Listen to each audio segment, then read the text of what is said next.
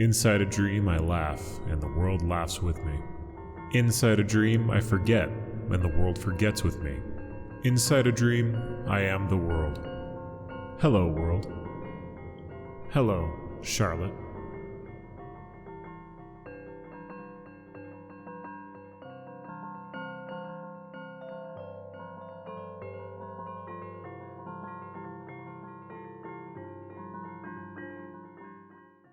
Welcome to another Hello Charlotte video. Today we will be covering the second title, Reqiuem Aeternm Deo. Hello Charlotte is a 3-part episodic RPGMaker game made by the Estonian developer Etherane. I found the series in a weird forum some years ago. I marathoned each game, and like a brainworm, it's been burrowing in my thoughts all this time later. Hello Charlotte is known for having a very bizarre story, and it only amplifies as the series progresses. If you haven't seen my video on the first game, I'll provide the basic level of context you'll need to understand what's at play in this entry. However, if you'd like a deep dive, feel free to check the video out, link is in the description. The remainder of the video will be split between the game itself and an analysis of the story. The story of this game is vital to understand for the last entry in the series.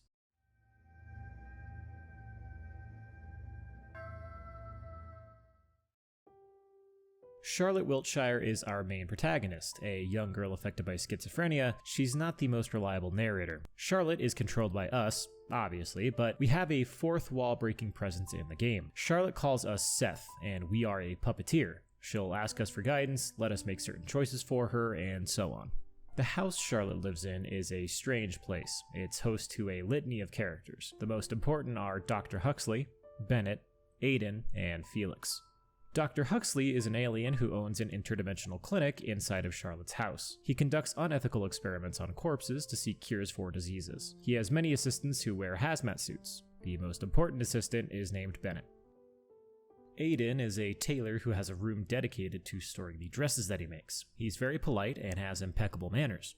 Felix is Huxley's nephew. He also has a keen interest in medicine and scientific discovery. Another important character to cover is the Umbrella Man. The Umbrella Man doesn't live with Charlotte, but he does observe her. The Umbrella Man acts as the G-Man of Charlotte's story. Unlike the G-Man, though, Umbrella Man and Charlotte are on good terms. They regularly talk. However, at times, Umbrella Man can meddle with events in unknown ways, serving some unknown employer. A certain event in the last game plays a major role moving forward. Charlotte had to let a dying god inhabit her body to survive the events of the prior entry. Said god's name is the Oracle. For full context, please refer to my prior video on the last game, as it's difficult to keep brief.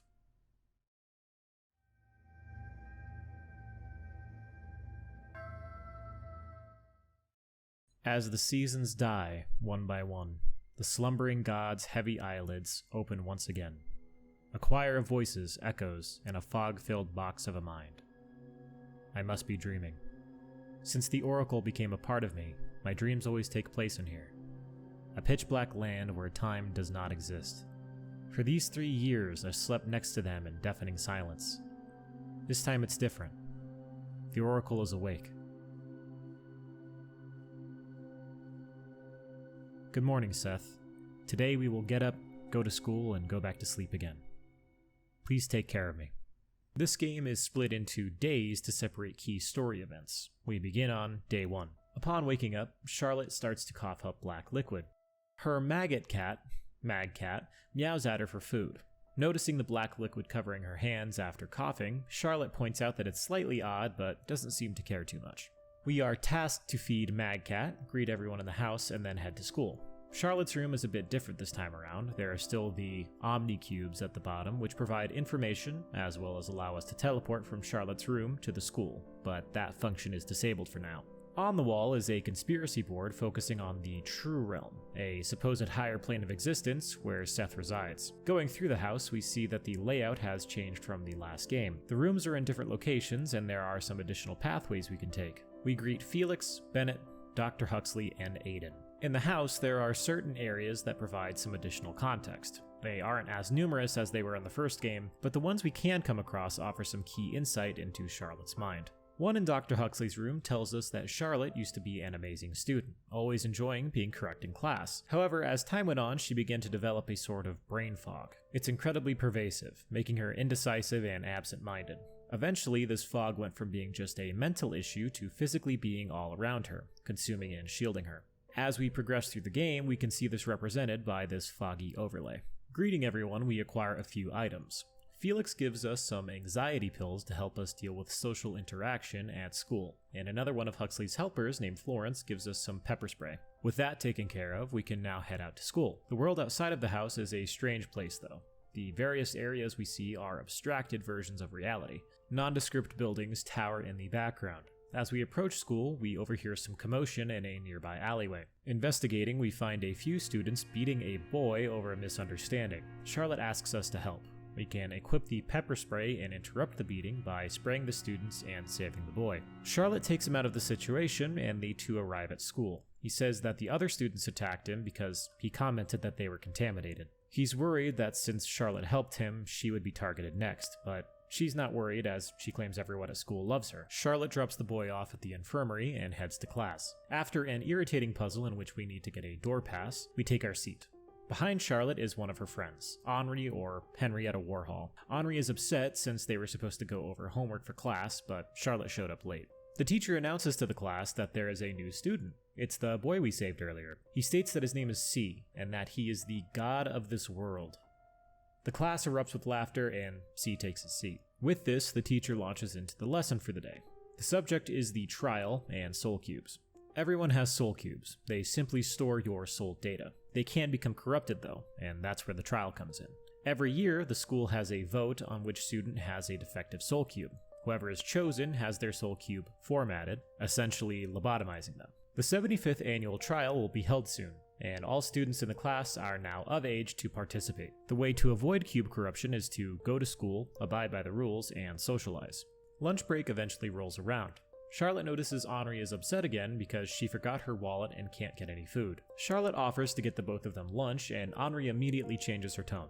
Charlotte heads off to the cafeteria and notices C sitting by himself. Talking to him, Charlotte asks if he really is the god of this world. C mentions it's the only thing he was certain of after waking up in his body. He tried to dispose of it immediately, but the human preservation instinct just wouldn't let him do it. He asks if Charlotte would like to help him return to his heavenly domain, when suddenly all of the students notice some commotion happening outside. A girl jumps from the roof of the school. The girl's name was Scarlett Eiler, a model student.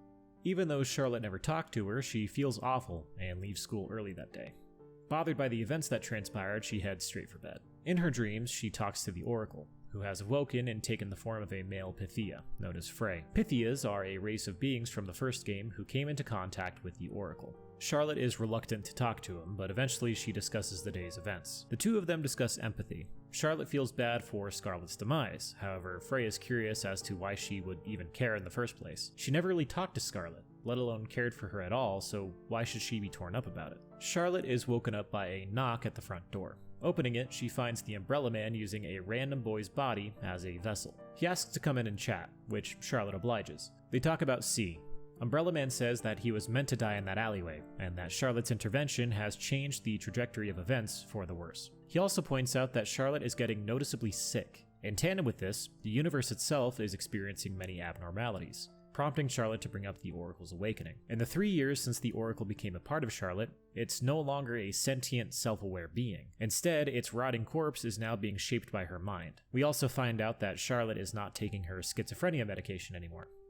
Awesome. Umbrella Man departs, and Charlotte heads back to sleep, once again finding herself in the dream world with Frey. Charlotte doesn't want to talk, so Frey offers to read her a bedtime story. I'll cover the details of the story later, but eventually we wake up for day 2. At school, we find Henri standing by the door to class. She doesn't really acknowledge us at first, but eventually she tearfully berates us for not showing up to lunch yesterday after the events that transpired. After this manipulative exchange, we head into class. A few key details change in our class as the game goes on. The whiteboard has some scribbling on it saying, "Our god is a loser." This text changes based on the events in the story. The teacher launches into the lesson for the day. Oddly, the text is backwards, but it's easy enough to make out.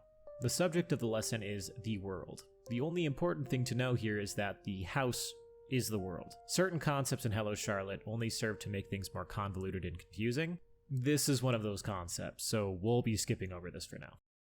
Charlotte starts having a coughing fit in the middle of the lesson and needs to run to the bathroom. She vomits black ink into a nearby sink when she notices C fervently washing his hands. It's here we find out that he has mesophobia, a severe phobia of germs.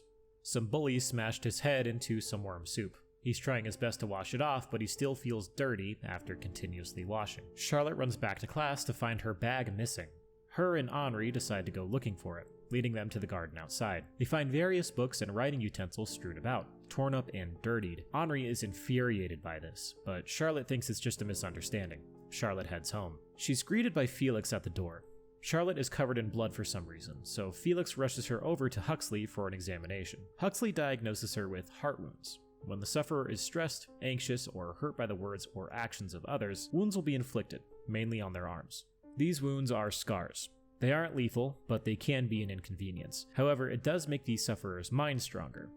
If you aren't able to tell, these are self-harm scars. Charlotte's mind makes up a lot to compensate for difficult concepts like this. After this, Charlotte heads to bed. Frey greets Charlotte in the library, revealing that he has been sorting some of her memories. He doesn't give much of a reason as to why. Regardless, Frey brought out 2 particular memories for Charlotte to indulge in. One is how she met Aiden. Charlotte was 9. On Christmas night, she hid under the sofa with some chloroform in a rag to try catching Santa Claus. Instead, Krampus showed up, since Charlotte was deemed a bad kid. Krampus finds Charlotte, gets too close, and is knocked out. Charlotte drags his unconscious body to Bennett and Florence. She wants to be friends with Krampus, so they get to work experimenting on him, turning him into Aiden. The next story is how Charlotte met Dr. Huxley and Bennett. One day when she was 8, they appeared at her doorstep, knocking over and over. Charlotte didn't answer as her mother told her not to answer the door for strangers. She instead hid under her bed to stay safe, but eventually the door opened. A figure in a hazmat suit found her hiding, grabbed her, and covered her mouth. Another figure in a plague doctor mask comes up to them. He explains that he and his assistant simply need to seek shelter from the cold outside, and no one else was helping, so they had to force their way in. The assistant questions if Charlotte lives alone. She responds with a simple no. The doctor asks if Charlotte is good at keeping secrets. Charlotte nods, and the doctor tells his assistant to let her go. He explains that their location is highly classified, and that she needs to keep quiet about their existence. The assistant chimes in, adding that he'll take out her parents if she does not. Charlotte mentions that her father doesn't come home anymore. The assistant apologizes, correcting his statement, saying that he'll just take her mother out then. Thanks. The doctor asks for the bathroom and where they keep the soap. The next morning, Charlotte finds the 2 of them peacefully sleeping in the bathtub, soap and shampoo bottles everywhere. Eventually, they settled in the basement and had Charlotte run various errands for them. Day 6 begins. Charlotte is again woken up by the black ink. She needs to run to the bathroom before taking off for school to wash up. Bennett is standing at the sink. Charlotte approaches and scares the shit out of him. This is the first time we see Bennett without his mask. He seems to have a bunch of eyes under his left eye, and at one point even had some on his internal organs. Seems like he was the victim of the eye plague. But Huxley fixed him up for the most part. He takes off after a brief chat, and Charlotte washes up. She needs to grab one more thing before school. She asks Felix for a pair of gloves for C to help with his mesophobia. At school, we are once again bombarded by Henri, throwing us into a bear hug immediately. Henri wants to feed the mad cats in the garden before class. Once again, she forgot her wallet, so Charlotte offers to buy them the food they need. Only having enough to get junk food, they feed the cats and take off to change for PE. However, Charlotte needs to go do something before class, which pisses Henri off. Charlotte finds C in the library. They talk for a while, with C discussing his findings on humanity. Charlotte offers him her book full of observations, but C can't take it due to his phobia. She also offers him the gloves she got from Felix. He thanks her and she heads to the changing room. As soon as Charlotte steps into the locker room, she notices that something is off. The door is suddenly locked behind her. Grabbing her clothes and trying again to leave, 3 masses of flesh appear and rapidly collapse on Charlotte, tearing her apart. Black ink flows from her mouth until she eventually passes out. She wakes up in a bizarre area with Frey. This time, Charlotte isn't dreaming. She's supposedly been warped to another reality. The 2 of them don't know where they are, so they decide to look around. This is a giant puzzle area. We do get a bit of exploration of Charlotte's history, as well as some exposition on the events surrounding the Oracle and the Pythias from the first game. However, one sequence is pretty important to cover. In the first game, after Charlotte and Felix make it out of Delphi with the help of the Oracle, Felix notices Charlotte is unresponsive. Before his eyes, she seemingly melts in front of him, her body contorting in seemingly bizarre ways. Finally making our way out of the puzzles, we wake up in the locker room. C finds us and asks if we are okay. Charlotte says that she is, but C points out that she's crying. C hands her a tissue, at which point flowers begin to bloom on her arms where her scars are. Heading home, we find Felix patching up Bennett after he got bit by a mutant spider. In the library, we find Florence without her mask on. She gives us a memory cube containing Bennett's memories. She extracted them while he was sleeping just to have some blackmail on him, just in case. The memory cube is an entire area that has a boatload of backstory on Bennett and Huxley. I may make a separate video on it, as it's a pretty neat story. Aiden gives us a dress that changes Charlotte's overworld sprite, and Huxley needs us to carry a corpse to the morgue right next door. Heading to bed, Charlotte notices Umbrella Man's presence in the room. They discuss Charlotte's condition, as well as the Pythias from the first game. In this discussion, we find out that before the Oracle, the Pythias were a thriving race of people who were able to adopt a nearly perfect form of communism. When the Oracle appeared, many thought that the best course of action would be to merge with it and create a utopia. However, this wasn't the case. This created the first God Hunt. The Pythias that were open to the Oracle were known as the Globalists, and those who rejected it were the Individualists. When the Oracle began to create the hive mind of the Globalists, it was a brutal process. People's minds slowly merged, their sense of ego being lost in a sea of other people's thoughts inside their heads. Their darkest ideas bared open for the world to see. The force was incredibly strong, overwhelming most of the population. When Charlotte went to Delphi, she witnessed the second God Hunt. The Individualists managed to reduce a large number of the Globalists, nearly taking out the Oracle before Charlotte intervened, allowing the Oracle to reside inside of her body. After this lore dump, we head to bed. In our dreams, we are playing the piano with Frey. We discuss the implications of ego, love, and a whole host of concepts focused on individuality. The bottom line is that love is an act involving losing your ego to merge with another, or something like that. We cut all the way to day 25. We head to the school. At class, Henri is missing. We do some drawing, head to lunch, and eat on the rooftop where we find C. He got beaten by these students once again, this time for not taking the trash out when requested. Charlotte sits and eats lunch with him while talking about the various pieces of information they've both learned about the world. Charlotte talks about the Oracle, Pythias, the house, puppeteers, all the typical stuff. C recalls a story from a past life where he was born in a society where half of mankind was blessed with a gift upon birth. He was one such person. However, his gift was to cause cell death to anything he touched. They found out the hard way when his mother went to hold him after his birth. He was kept in a facility with technology emulating his parents, ate meals fed to him through the door, etc. He was afraid to touch anything, so it makes sense that it carries over to this existence, if we can believe him. Charlotte goes to the garden after this to check on the mag cats she fed a while ago, only to find them dead. She feels horrible and asks Frey to do something with his godlike powers, but he's just a shell of his former self. If Charlotte were to use any of his power, her body would collapse just like the last time. He does offer to merge with her though, as doing so they will become an all-powerful being. Not wanting to, Charlotte buries the Mad Cats and heads back to class. The teacher makes a statement, telling the class that tending to the Mad Cats in the garden is prohibited and that there were some found dead due to food poisoning from junk food. Charlotte is mortified that she had a part to play in their death. She begins to have a complete breakdown, pinning the blame for it on Henri, then Seth telling her to feed them. She can't handle the accountability. The kids in class call Charlotte out for being the culprit, mocking and ridiculing her for the Mad Cat's untimely demise. Charlotte eventually coughs up ink and loses consciousness from the stress of it all before waking up in the clinic. C is by her side. C tells her that he's found a way out of the house and that they should leave. Charlotte agrees, and the two depart, away from the cruelty of the school. The outside of the house is an interesting place. Rundown buildings are host to various bugs trying to sell products such as religion, pills, human rights, and so on. Realizing that the two of them have nothing to gain from this area, they progress forward. They come across a maze containing some boxes. Each of them has an art gacha. These are little collectible drawings with various rarities. They're pretty neat. Outside of the maze, they come to an eerie area containing holes full of bodies. These remains are the byproduct of the trial, since the soul data formatting essentially renders the individual lobotomized up until they croak. Ahead, we see a student hanging from a tree. This is also a suicide spot. C and Charlotte have a talk. Charlotte is depressed that the world outside is so dull, but reassures herself that as long as C is with her, they'll be okay. C tells her that he no longer wants to be a part of this world. Charlotte asks where they can go then, and C points to the sky before taking out a large quantity of sleeping pills. I want to take you with me, to my heavenly domain. C offers to ascend with Charlotte, having the two of them become rulers of this world.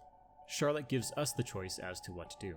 If we agree, C and Charlotte take the pills and ascend as gods together, ruling over the world below and giving us our first potential ending. If we refuse, C has a full-blown panic attack as Frey ridicules us for being such a coward. Despite Charlotte's entire character being so self-sacrificial, she's horrified by dying. Frey says that despite her being used and manipulated by everyone around her, he won't leave her, even in death. Charlotte lunges at Frey's throat, choking him. He continues, ridiculing Charlotte for choosing to save C despite him wanting release from this world so badly. Suddenly, a school security guard approaches and apprehends the both of them. They're taken to the principal's office where C takes the blame for the entire thing. In doing so, he is punished by having all of his social points taken away and having to spend his remaining time up until the trial in his room, essentially guaranteeing him to be chosen. The two exit the office. C pleads to Charlotte not to vote for him at the trial. The words of Umbrella Man and Frey echo through her mind. You needn't have helped him. He doesn't want to be saved. Please don't vote for me in the trial. Charlotte heads home. The fog from the outside world is now visible inside of the house. We can interact with Aiden in the kitchen. He makes us some tea and we talk with him about recent events. Aiden doesn't have much to offer aside from having Charlotte try on some new dresses he's making. We can also find Felix feeding a plant in his lab. Talking to him about the events that transpired after the Oracle brought them back from Delphi, Felix confirms what Charlotte was thinking. He saw her melt right in front of her, and it freaked him out. Felix asks if she's been sticking to her routine of getting up, going to school, and going back to bed. She has, but it hasn't been helping. Felix suggests going back on pills, but Charlotte is vehemently against it as everyone would disappear if she were to do that. They also talk about the trial, but Charlotte isn't worried about getting chosen, as she's made some friends and has socialized a bit. It's at this point that Felix's demeanor changes. Umbrella Man has possessed his body. He intimidates Charlotte by holding up a scalpel to Felix's neck, asking if she wants to remember the good old times. He came by to say that we should choose wisely in the trial, because we could save someone's life. Charlotte finally heads to bed. Back at the mine library, Frey tells Charlotte that he's been cleaning up her memories to clear up some fog. Day 31. Upon waking up, we find that there's no one in the house. We head to class. The whiteboard says C and Wiltshire held hands. There's a group project where the students have to assemble in groups of 3. Everyone denies Charlotte entering into their groups aside from Henri. Lunch rolls around and Henri has Charlotte buy her lunch as per usual. Charlotte has very little money, so she just buys something for Henri. They meet on the rooftop. Henri immediately questions Charlotte's relationship with C. Charlotte explains that it isn't that serious, but Henri misinterprets everything, thinking C is taking advantage of Charlotte for her body and so on. Charlotte gets off the subject and talks about the Mad Cats. Henri doesn't care. She tells Charlotte she should blame it on Seth. They then discuss the trial. Charlotte is worried. Henri says that as long as Charlotte votes for her, there's nothing to worry about. If we agree that we'll vote for her, Henri forcefully kisses us. She promises that as long as Charlotte stays by her side, she'll make all her problems go away. Back in class, Charlotte finds a note from C saying to meet him on the rooftop. Heading back up, we find these same bullies who beat C at the start rushing Charlotte. They pin her down and start forcibly cutting her hair. Charlotte lies on the ground defeated. She doesn't understand why this is happening. Frey comes by and asks why she isn't calling for help, calling her out for being so obedient and easily manipulated. He offers to merge once again, saying that he'll end all of this humiliation. She doesn't go for it. He asks where her friends are, but she says that it's fine, they can't help her. He reiterates again that he will always be with her. The bullies finish as some students come by. Charlotte once again falls unconscious and ends up in the clinic, this time with a nurse possessed by Umbrella Man. She asks if it was always like this, not sure about her reality anymore. Umbrella Man asks Charlotte if she thinks that Henri should be trusted, as she's quite the manipulator and may be the one writing the insults on the blackboard in class. Charlotte asks where people go after they die. Umbrella Man responds by saying that people turn into stargazers, an otherworldly presence that simply just explores the universe and observes before ascending, a sort of peaceful purgatory before what lies beyond. They wrap up their talk. Charlotte takes some scissors from a nearby drawer and heads home to cut her hair. In the bathroom, Charlotte looks at the scissors and contemplates ending everything. Just then, Aiden swoops in and takes the scissors from her. He asks why she decided to cut her hair before giving Charlotte a nice haircut. She looks like the deranged Pythia she burned in the incinerator in the first game, but she is very appreciative of Aiden for helping her. Aiden takes the scissors and tells her that he's always there if she needs someone to talk to. What a nice guy. We can talk to Huxley and ask if there's anything to be done about the ink that Charlotte constantly vomits up, but it doesn't seem like there is. We head to bed to talk to Frey, and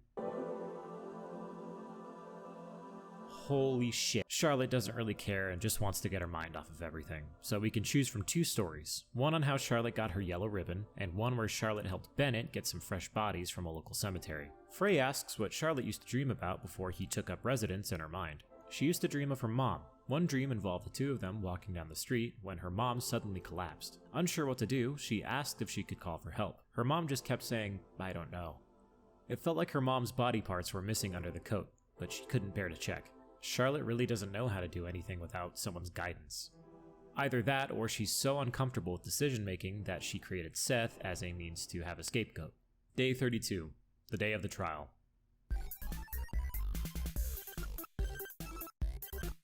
This is not good. Talking to each resident duplicates them until they fill the room. Charlotte says goodbye to everyone, saying she'll miss them all before heading to the trial. Here's the moment of truth. We head into the auditorium and sit beside Henri. We can choose 3 endings, depending on if we vote for Henri, C, or withdraw altogether. Choosing C results in Charlotte being chosen for the trial. Henri becomes enraged at us, telling us that she went along with Charlotte's made-up bullshit, all for her to betray her when it mattered most. She is devastated by this and tells Charlotte to just go die. Charlotte slowly pieces together all of the incidents throughout the game. The books being thrown all around, the Mad Cats, the blackboard. No one liked her. She was the lowest person on the totem pole. As Charlotte is being led to the smile room, not that one, C faintly apologizes to Charlotte. Charlotte says that she's glad she'll be the one to save him. She reminisces on the first time she saw him, saying that she hopes they'll meet again someday. Charlotte is strapped down to a chair. She's horrified. Frey comes out and the 2 of them accept their fate together, holding each other as Charlotte is taken from this world. As she fades, she has a memory of talking with Felix about the Paper Princess story, which we'll talk about later. If we vote for Henri, she becomes elated, but is also somewhat surprised. She votes for Charlotte back, and then C is chosen for the trial. Charlotte cannot stand to see this. It's at this point we learn that C's name is Vincent Wordsworth. The entire crowd erupts, hurling insults and mocking Vincent as he's led to the smile room. Umbrella Man suddenly appears, making conversation with Charlotte. Charlotte was under the impression that Vincent had hired Umbrella Man, as Vincent was supposedly a god. Umbrella Man laughs in Charlotte's face, pointing out that Vincent is no more than just a normal kid. Charlotte takes another look at him and... After this, though, she sees him as just a scared boy. She chases him into the smile room, breaking free from Henri's grasp as she tries to keep her back. She's too late. Vincent is just a lump of meat on the table. Frey and Charlotte both talk for a moment. Charlotte snaps, merging with Frey. She begins devouring everything so that all may rest peacefully inside of her to end all suffering. After all is said and done, Charlotte holds Vincent's corpse, crying and screaming that he lied to her. She can't find him anywhere. She laments, apologizing to everyone for being so self-centered and wanting to be saved. She just wanted Vincent to save her, but she couldn't even save herself in the end. Umbrella Man pops in and interrupts her. He came to give her a copy of Vincent's soul data. He mentions that soul data is backed up regularly, which is why Charlotte was able to come back time and time again in the last game, since her copy was just loaded into different bodies whenever she died. Umbrella Man says that it's best to open the soul cube and let Vincent become a stargazer, so that in time he will come back to her. He then asks her, since she's become a god, what she wants to do. Charlotte doesn't want to do anything. She's exhausted. She wants to protect everyone, but she just wants to rest. So she asks for Umbrella Man to watch over everyone while she sleeps. Taking this as an employment opportunity, he agrees under one condition. He will eat her name.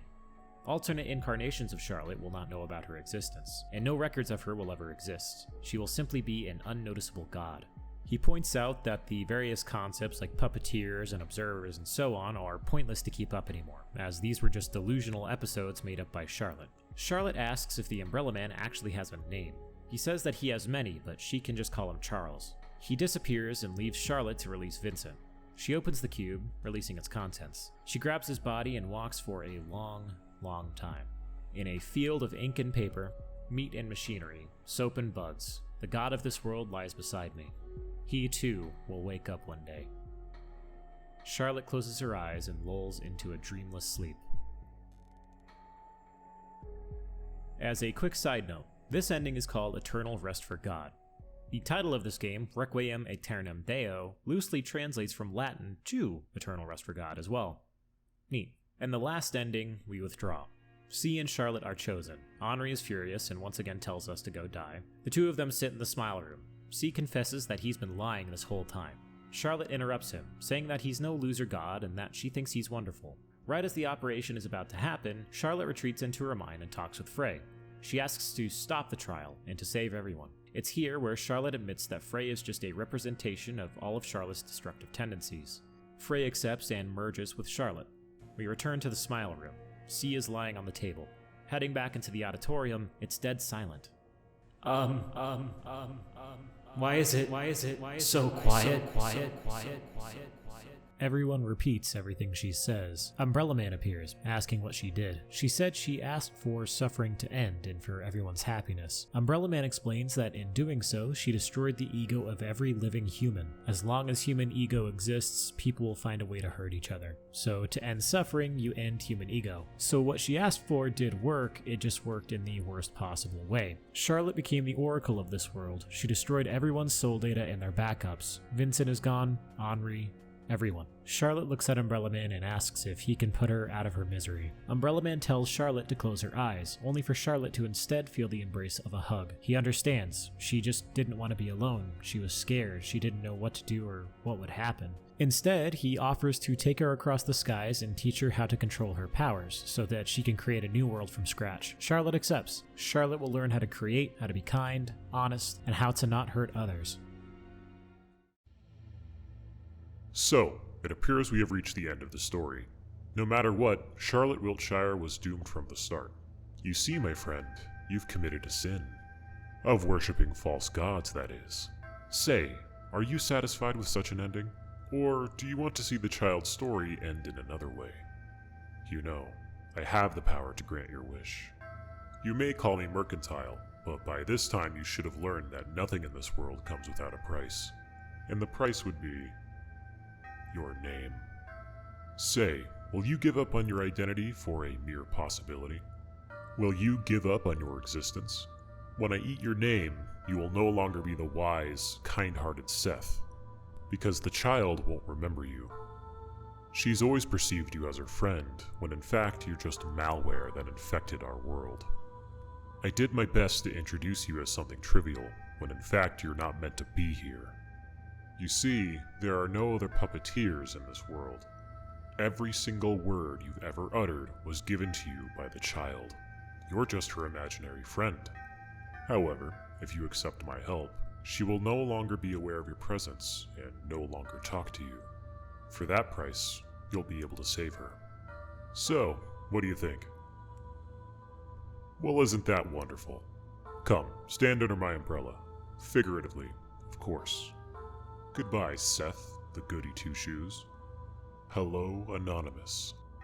I'll see you soon. That concludes the gameplay of Hello Charlotte Episode 2, Reqiuem Aeternm Deo. Let's discuss the story.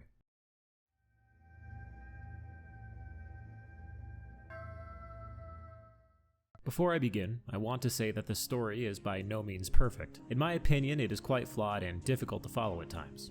Being laden with so many concepts like observers, puppeteers, Pythias, gods, some of them being real, some of them being fake, this whole series begins to get very complicated very fast. Drawing connections between everything is insanely difficult to do effectively, and one person's interpretation of the story can be wildly different than another person's. You can either take everything at face value, factor in past events from the first game and try to make something logical out of the illogical, or you can analyze the events of the game through a psychological angle, how the world and events around Charlotte impact her, and how her delusions reflect it. Both are equally valuable, and as such I'll mix both views in my synopsis. However, if you want an excellent video discussing more of the psychological aspects of this story, I'd recommend checking out Sean Spindleshanks' video discussing this entry. He does a really good job. Taking place 3 years after the events of the first game, Charlotte is beginning to feel the effects of the Oracle as it begins to wake up. However, the Oracle is not the same being as it once was, and is now more of a parasitic being than a god. We've touched on the permeating brain fog that Charlotte has, as well as the fact she's gone off her medication, so that opens up a whole host of issues that are pervasive throughout the entire game. To begin with, Charlotte is not a beloved student at her school. As the game goes on, we find that she is indirectly bullied and mocked. Her naive nature and sense of self disregards these as incidents, but by the end of the game, she comes to a realization that her perception of herself is fundamentally flawed. This, compounded with the trial, C, Henri, Felix, and every other issue that she's been dealing with towards the end of the game, is what makes her snap and what results in this bizarre breakdown she has before she shows up for the trial. The oppressive reality of the outside world has brought her delusions to their breaking point. This is especially impactful as this entry solidifies that the house and its tenants provide a safe space for Charlotte. This fog we see across the school rarely appears on the house. The interactions with the various patrons take Charlotte's attention away from reality for a while, be it Felix's cold demeanor, Huxley and Bennett's antics, or Aiden's compassion towards Charlotte. With these gone, Charlotte is lost. C is an interesting character. Charlotte's demeanor is based on the fact that she's constructed all of these barriers around herself to deal with reality. She can't hold herself accountable for anything, so she made Seth as a means to pass this burden off on something else. She seemingly made up all of the other occupants of the house to be less lonely and to fulfill basic needs for human interaction. So when someone outside of her sphere of influence has similar ideals, she latches onto them, fantasizing that they are the ones to save her. C seems to understand Charlotte, as he's had similar experiences, and he even claims to be the god of this world.